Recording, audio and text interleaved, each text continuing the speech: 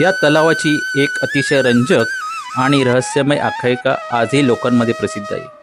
फुलांनी भरलेली एक परडी घेऊन तलावाच्या काठावर येत. आश्चर्य म्हणजे दुसऱ्या दिवशी ती परडी पाण्यावर तरंगून येत असे आणि त्यात सोहळ्यासाठी लागणारे खरे दागिने असत. सुप्रभात. कोकणातले माझे 2 दिवस संपले, सुट्टी संपली. आणि खरंच कोकणात 2 दिवस पण कमीच आहेत.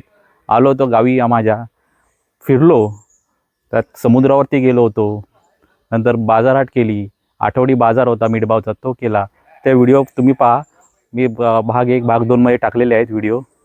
आणि खरंच अजून राहावसारखं वाटते, पण कामानिमित्त जावं लागणार आहे. आता मी चाललो आहे, परतीचा प्रवास आहे. परतीच्या प्रवासातला पण हा व्हिडिओ पूर्णपणे पहा. त्यातलं धामापूरचं मंदिर असणार आहे आणि इतरही काही पाहणार आहोत. आणि आता हा कोकणातला सुखमय प्रवास, त्याचा व्हिडिओ पूर्णपणे पहा. चला.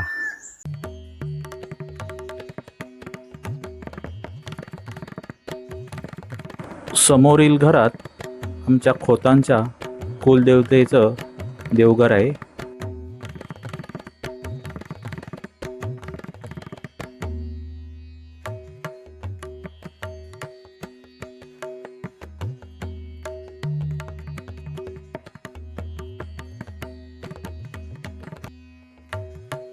चल आई येतो. बाय. चला. चला यशवी, चल बाय. गणपती बाप्पा मोरया.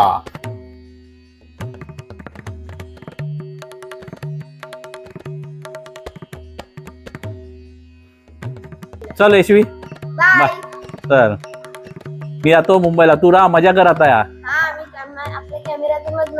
हा, आणि आंबे वगैरे मला ठेव, घेऊन ये मला खायला. नाही मग तुम्ही फणस पण आणला, ते पण नाही मला मिळणार आहे घरी. चल बाय.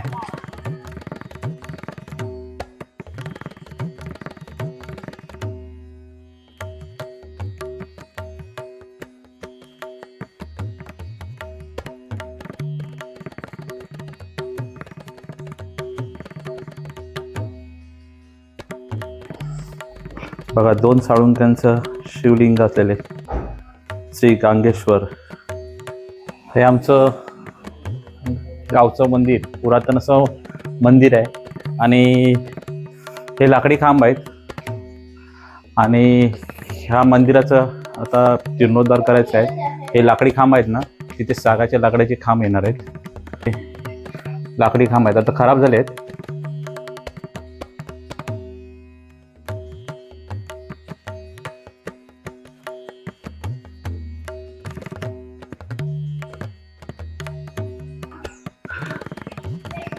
हे आमचं गाव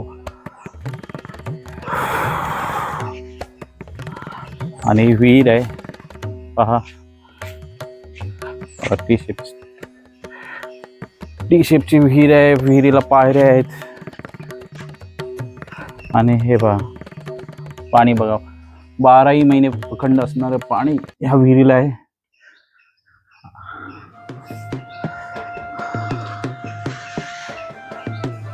आणि आमच्या ह्या गावाचं एक वैशिष्ट्य असं आहे की 12ही महिने पाणी असते विहिरीला. इथली जलसंपन्न असलेलं आमचं हे गाव आहे. त्या गावाबद्दल आमच्या गावात थंडगार, मस्त मजा, सगळं हे थंडगार, उष्णता हे भासत नाही जेवढी. मुंबईला उष्णता भरपूर आहे तशी आपल्याकडे नाही. आपल्याकडे थंडगार, कवशेपासून हवा, वारा वारी, पाणी तर भरपूर आहे. प्रत्येकांच्या विहिरी. असा हा निसर्ग सौंदर्य संपन्न असा आमचा हा बागमाळा गाव आहे. मग कधी या तुम्ही, इथे शांत मस्त मनमुरात आनंद लुटता येतो.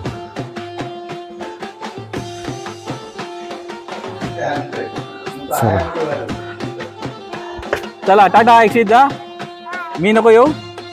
बाप्पा मंगलमूर्ती.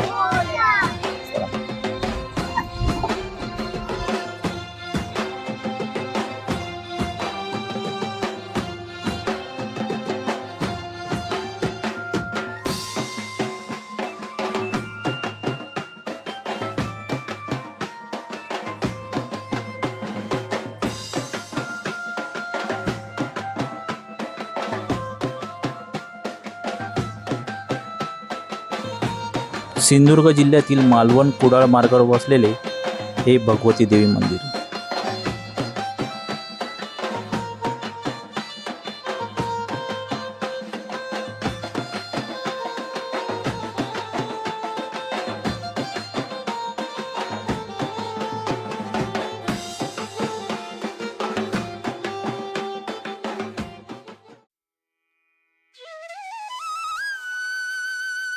त्याचं प्रशस्त झाड आहे.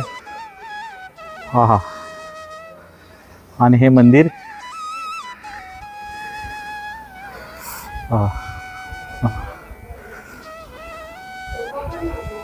कौलारू मंदिर आहे. अजूनही त्याचे बघा कौलारू मंदिर आणि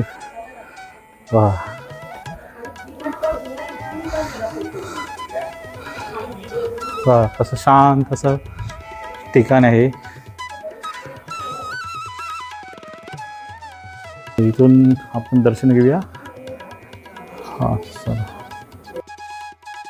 अंबावरती गणपती बाप्पा मोरया. तिचे निशाण पालखीच्या वेळी हे उभारलं आहे. देवीचे निशाण, देवीचा मुखवटा, देवीचा हात.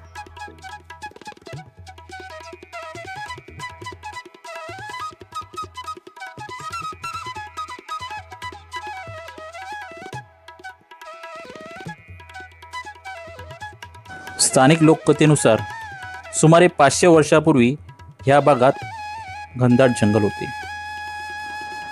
एका स्थानिक भक्ताला देवी भगवतीचा दृष्टांत झाला. तिची मूर्ती एका विशिष्ट ठिकाणी जमिनीखाली गाडली गेली आहे. स्वप्नात मिळालेल्या निर्देशानुसार गावकऱ्यांनी येथे उत्खनन केले. येथे उत्खनन केले असता तिथे देवीची अत्यंत सुंदर मूर्ती सापडली. ज्या खडबडीत जागेतून देवीची मूर्ती बाहेर काढण्यात आले तेथे एक मोठा खड्डा तयार झाला. या पवित्र घटनेचे स्मरण म्हणून आणि परिवारातील पाण्याचा प्रश्न मिटवण्यासाठी तत्कालीन मांडलिक नागेश देसाई आणि गावकऱ्यांनी 2 डोंगरांच्या मध्ये मातीचा मोठा बांध बांधून येथे भव्य तलाव निर्माण केला. आजचा धामापूरकर तलाव हा श्रद्धा, इतिहास आणि निसर्ग याचा अद्भुत संगम आहे.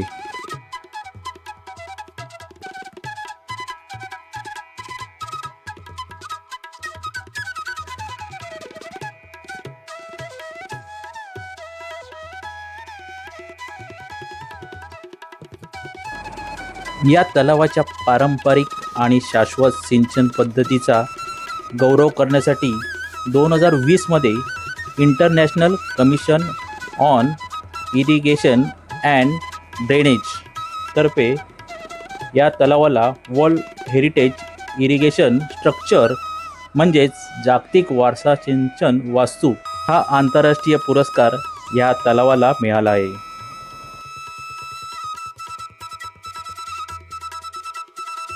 या तलावाची एक अतिशय रंजक आणि रहस्यमय आख्यायिका आजही लोकांमध्ये प्रसिद्ध आहे. पूर्वी गावातील एखाद्या गरीब कुटुंबात लग्न किंवा शुभकार्य असेल तर दागिन्यांची व्यवस्था करणे कठीण होत असे.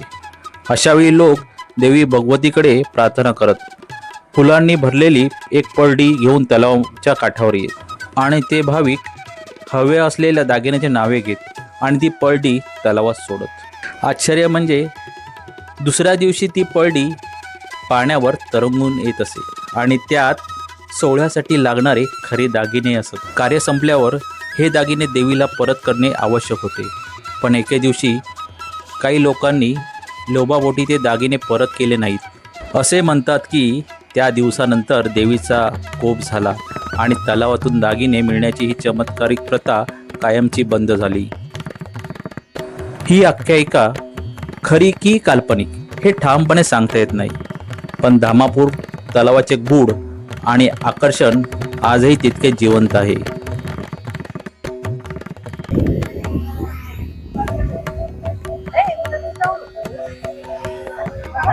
तर हे मनीष आणि त्यांचा परिवार आणि हा मनीष ड्रोन घेऊन आला होता इथे.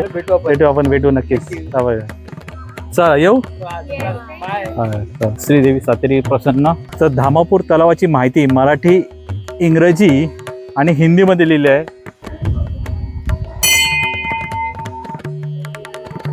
हे मंदिर अत्यंत शांत आणि घनदाट आमराईच्या परिसरात असून स्फटिकासारखे स्वच्छ पाणी असलेला हा तलाव याच्या सौंदर्यामध्ये अधिक भर घालतो. या मंदिराकडे येण्यासाठी मालवण किंवा कुडाळ येथून खाजगी वाहनाने किंवा स्थानिक एस.टी. बसने सुमारे 15 किमी अंतरावर थेट मंदिरापर्यंत पोहोचता येते.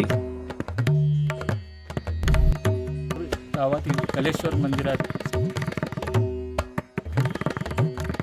श्री देवतांचे इथे फोटो आणि व्हिडिओ काढण्यास मनाई आहे. सिंधुदुर्ग जिल्ह्यातील कुडाळपासून अवघ्या 5 किमी अंतरावर असलेले नेरूळ गावात वसलेले श्री देव कलेश्वर मंदिर हे सुमारे 700 ते 800 वर्ष जुने प्राचीन शिवमंदिर आहे. नेरूळ गावाचे ग्रामदैवत आहे. बघा रथ बघा, वा सुंदर असा कलाकृतीचा रथ आहे. वा श्रीदेव ब्रह्मनाथ मंदिर आहे. श्री स्वामी समर्थ रामेश्वर बस आहे. आता 6 वाजता येणार रामेश्वर बस आली.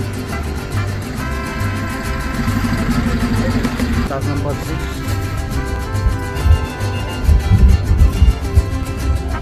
आता रामेश्वर गाडीने मुंबईत येतो. सुट्टी संपली, मजा संपली. आता कोकणात मुंबईला खरंच राहावासारखं वाटत होतं, पण कामानिमित्त जावं लागते मुंबईला. नाहीतर अजूनही कोकणाचे अजूनही काही व्हिडिओ केले असते. तर बघू पुढच्याही नेक्स्ट टाईम करू. हा व्हिडिओ लाईक करा, शेअर करा, चॅनल नवीन असल्याने सबस्क्राईब करा. जय हिंद. इतिहास, श्रद्धा, निसर्ग आणि कोकणातील अप्रतिम सौंदर्याचे अनुभवायचे असेल तर धामापूर आणि नंतरचे नेरूळ या ठिकाणी नक्की भेट द्या.